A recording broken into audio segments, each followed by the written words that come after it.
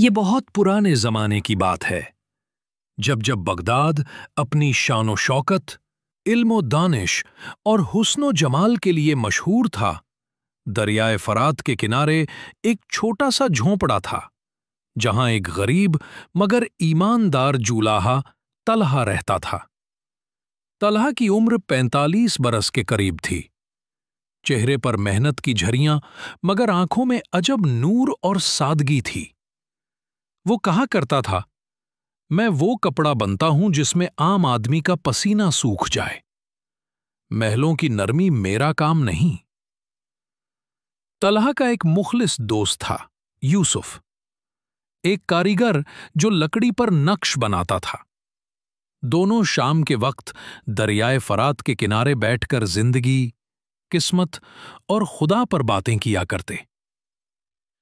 एक दिन फजर की नमाज के बाद तलहा अपने खड्डे पर बैठा, मगर धागे बेरंग और बेजान थे, जैसे उनकी रूह निकल गई हो। तलहा ने बहुत कोशिश की, मगर धागों में रंग नहीं चढ़ रहा था। शाम को उसने यूसुफ को बताया। यूसुफ ने कहा, भाई तलहा, शायद अल्लाह तुम्हें कोई नया रास्ता दिखाना चाहता है। तलहा ने सोचा और अगली शाम शहर से दूर एक वीरान कुएं की तरफ चल पड़ा, जहां लोगों का यकीन था कि जिन्नात रहते हैं। मगर तलहा के दिल में खौफ के बजाय हौसला था। वो कुएं के पास पहुंचा, वुजू किया, 2 रकात नमाज पढ़ी और दुआ मांगी, ऐ अल्लाह, अगर यहां कोई मखलूक है तो उसे हिदायत दे। अचानक फजा में एक हरारत सी फैली। धुएं के बादलों में से एक जिन नमूदार हुआ, राकीब।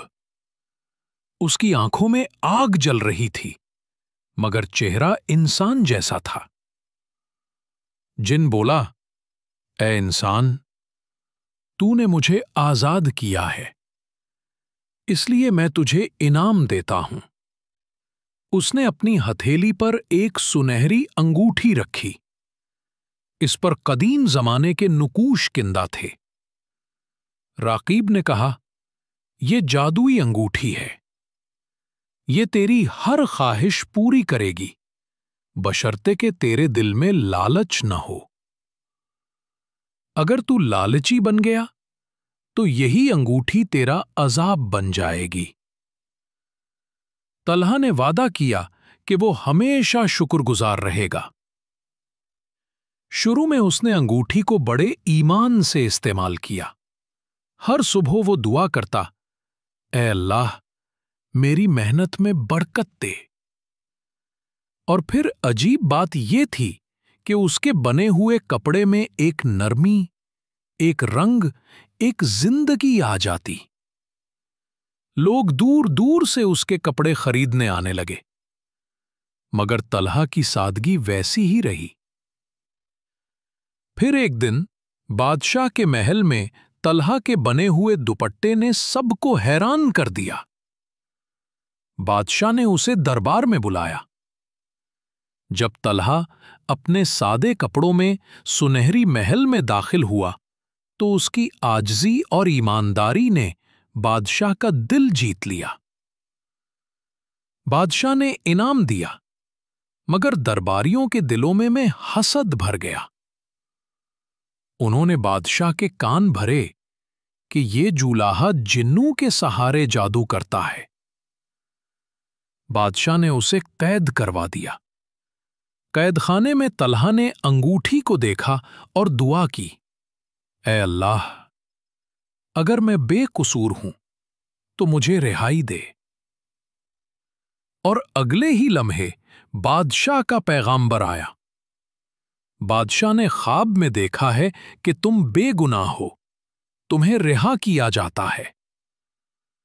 तलहा समझ गया, ये अंगूठी की ताकत थी।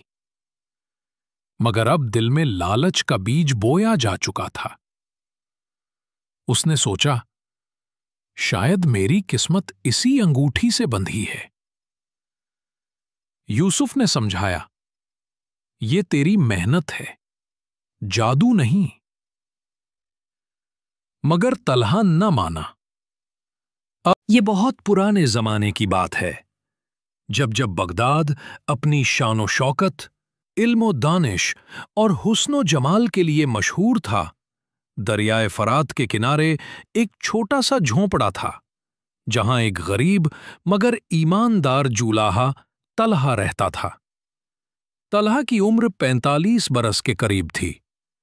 चेहरे पर मेहनत की झरियां, मगर आंखों में अजब नूर और सादगी थी। वो कहा करता था, मैं वो कपड़ा बनता हूं जिसमें आम आदमी का पसीना सूख जाए। महलों की नरमी मेरा काम नहीं। तलहा का एक मुखलिस दोस्त था, यूसुफ, एक कारीगर जो लकड़ी पर नक्श बनाता था। दोनों शाम के वक्त दरियाए फरात के किनारे